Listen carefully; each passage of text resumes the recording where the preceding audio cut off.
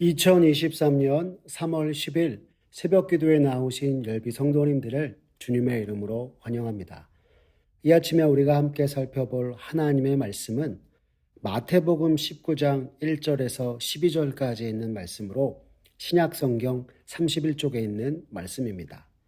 마태복음 19장 1절에서 12절 신약 성경 31쪽에 있습니다. 다 찾으셨으면 제가 하나님의 말씀 받들어 읽겠습니다.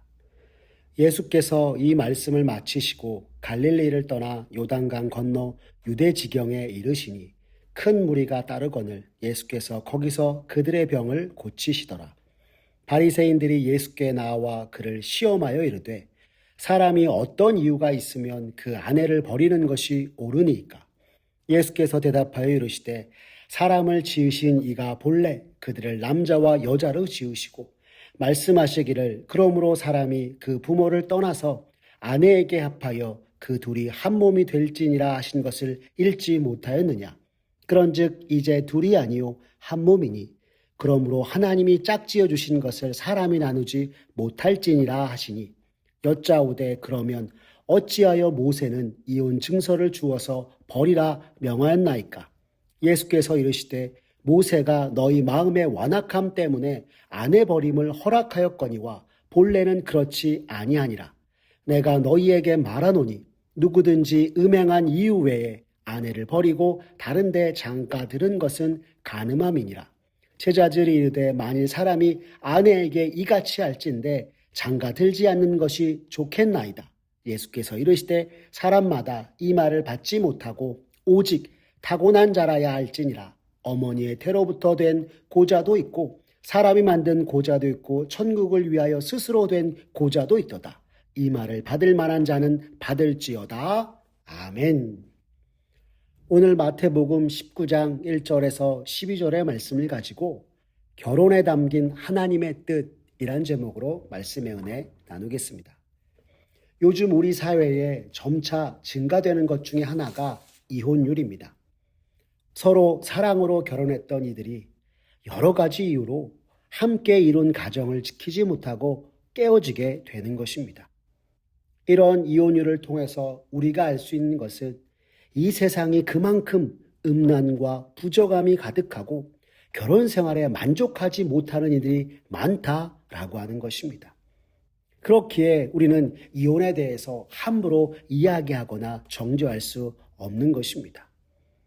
그렇다면 결혼에 담긴 하나님의 뜻은 도대체 무엇일까요?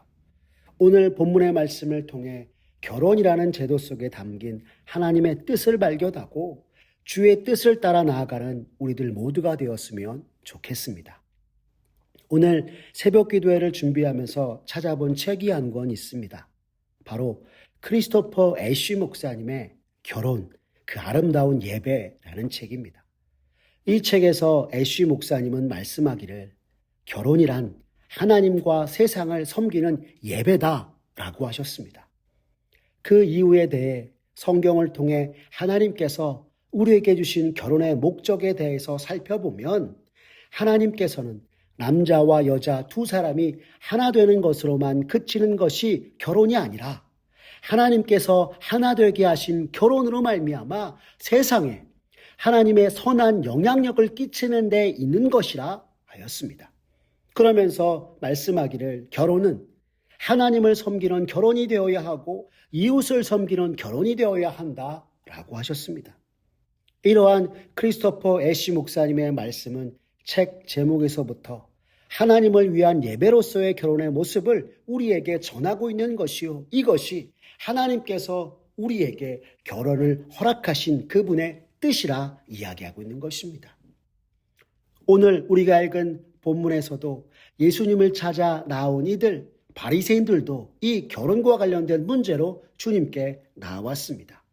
하지만 오늘 예수님을 찾아서 나온 바리새인들은 진정으로 주님의 뜻을 묻기 위해 나온 것이 아니라 자신들의 전통에 따라 예수님께서 율법을 잘못 해석하면 이것을 가지고 주님을 고소하려고 찾아왔던 것이었습니다.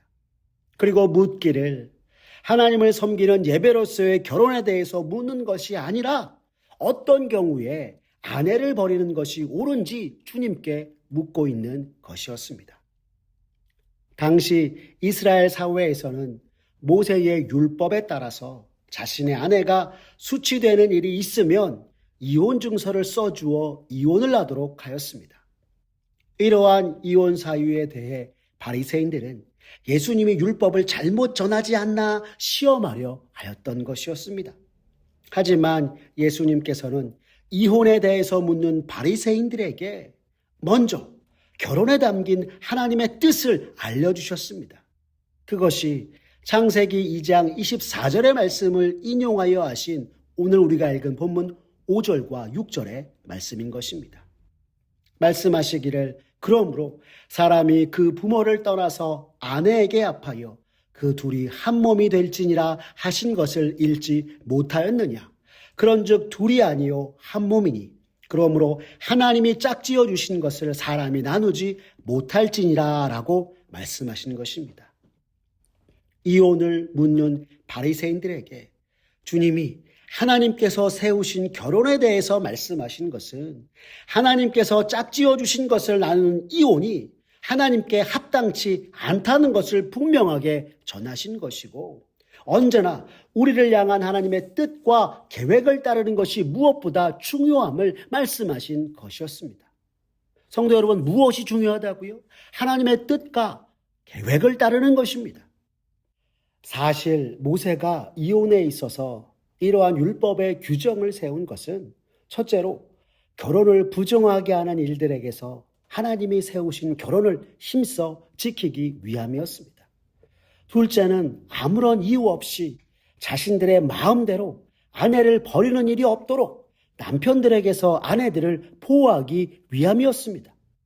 마지막으로 합법적으로 이혼한 영성이라는 증서를 통해서 이 여성을 남편에게서 도망하거나 무조건적인 간음자로 취급하지 않기 위하여서 이혼에 관한 율법의 규정을 세웠던 것이었습니다.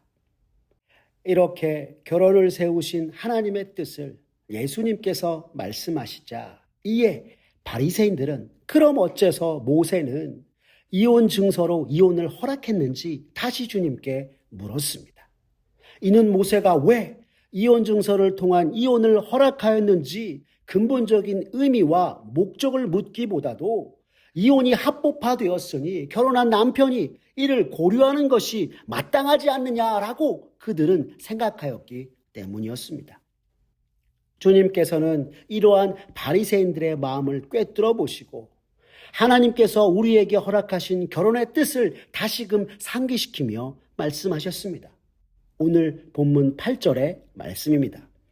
예수께서 이르시되 모세가 너희 마음의 완악함 때문에 아내 버림을 허락하였거니와 본래는 그렇지 아니하니라 라고 말씀하신 것입니다.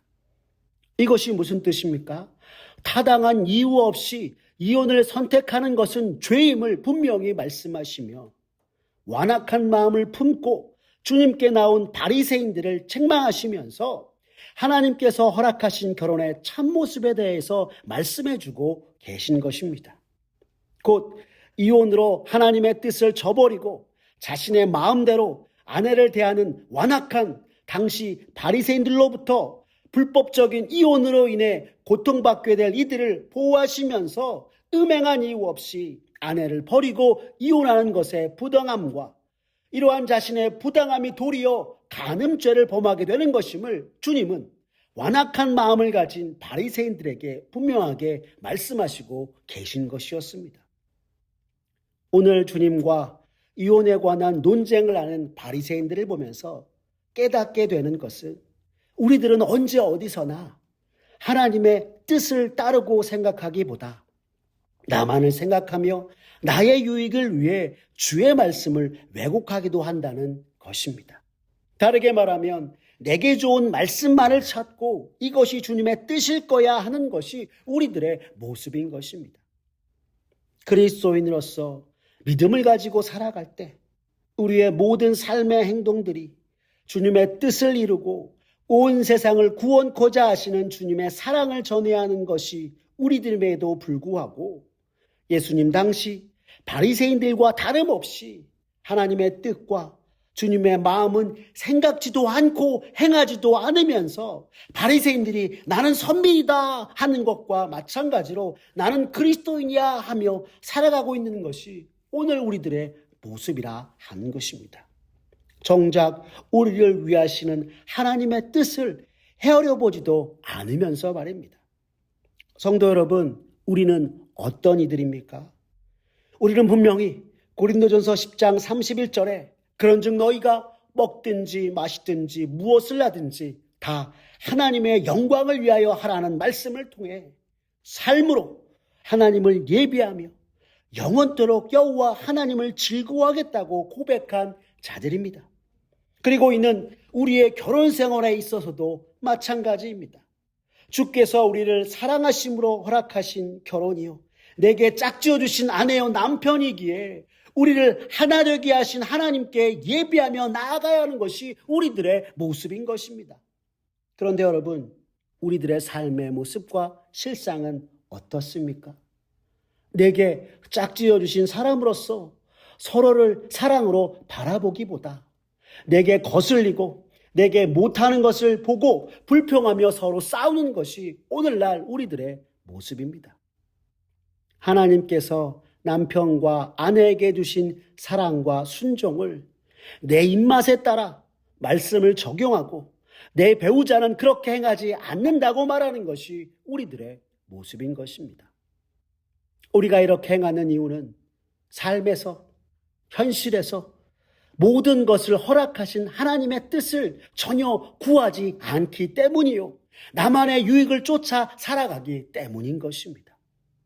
또한 주님을 향한 예배함이 없고 여전히 우리의 욕심을 따라 살아가고 있기 때문인 것입니다. 사랑하는 성도 여러분, 진실로 우리가 믿음으로 주님을 고백하며 살아가는 그리스도인이라면 오늘 말씀 속에 등장하는 바리새인들처럼 내 유익만을 위해 주의 말씀을 대하고 내 뜻에 따라 주의 말씀을 해석하는 것이 아니라 언제나 주님이 우리에게 주신 말씀 속에서 하나님의 뜻을 발견하고 온전히 하나님께서 원하시는 모습대로 따라 행하는 참된 그리스도인으로 살아가는 저와 여러분의 모습 되기를 원합니다. 그리고 하나님께서 말씀을 통하여 당신의 뜻을 보여주실 때 그 뜻을 따르는 것이 너무 힘들어 보일지라도 그것이 요즘 같아서는 도저히 사랑하고픈 모습 하나도 없고 순종하고픈 모습이 없는 우리의 배우자일지라도 언제나 우리를 위하시고 나를 위하시는 주님의 뜻에 순종하며 하나님 앞에 나아가는 저와 여러분들 모두가 되었으면 좋겠습니다. 그로 인하여서 주께서 우리에게 허락하신 가정이 진정 주님의 가정 되어지고 그 속에서 하나님의 거룩한 뜻을 따라 행하여 주 앞에 영광 돌리게 부족함이 없는 저와 우리 열린비전 온 성도님들의 모습 되시기를 간절히 기도합니다. 기도하겠습니다. 사랑이 많으신 하나님 아버지 감사합니다. 오늘 말씀을 통해 남자와 여자가 합하여 한 가정을 이루는 결혼에 담긴 하나님의 뜻을 다시금 깨닫게 하시니 주여 감사합니다.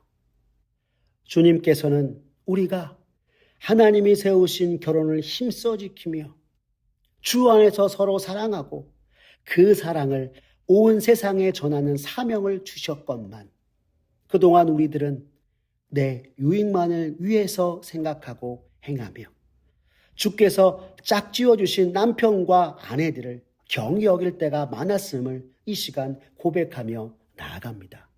주님 용서하여 주시옵소서. 주님 이 시간 간절히 기도하오니 언제나 무엇을 하든지 오직 주님의 영광을 위하여서 또 주께서 우리를 향하신 뜻이 무엇인지 날마다 생각하고 주께 물으며 주 앞에서 살아가는 우리의 모습 모두가 되도록 주님 역사하여 주시옵소서. 더불어 주님이 우리에게 허락하신 결혼을 통해 주님을 섬기고 예배하는 참된 주님의 가정을 이루어 참으로 모든 것 되신 주님께 영광 돌리기에 부족함이 없는 우리들의 삶이요 우리들의 가정 되도록 주님 역사하여 주시옵소서. 모든 것 주님께 맡기오며 살아계신 우리 구주 예수 그리스도의 이름으로 기도드렸습니다. 아멘. 우리 구주 예수 그리스도의 은혜와 하나님 아버지의 극진하신 사랑과 성령 하나님의 교통하심이 사람이 혼자 독처하는 것이 좋지 못하여 주 안에서 서로 사랑하며 주의 뜻을 위해 살아갈 은혜로 우리에게 허락한 것이 결혼임을 깨닫고 더 이상 나의 유익만을 위하여 살아가는 것이 아니요 주께서 우리에게 허락하신 가정 속에서 주님의 가정을 이루며 주님이 이 가정을 통하여서 허락하신 뜻이 무엇인지를 살펴 언제나 매 순간 주님을 섬기고 예배하는 가정, 주의 뜻을 따라 살아가는 가정의 모습으로 온 세상에 주님의 사랑을 전하는 이가 되겠다고 다짐하는 사랑하는 열린비전 온 성도님들 머리 위에 주님의 크신 은혜와 축복이 이제로부터 영원까지 함께하옵시기를 간절히 축원하옵나이다. 아멘.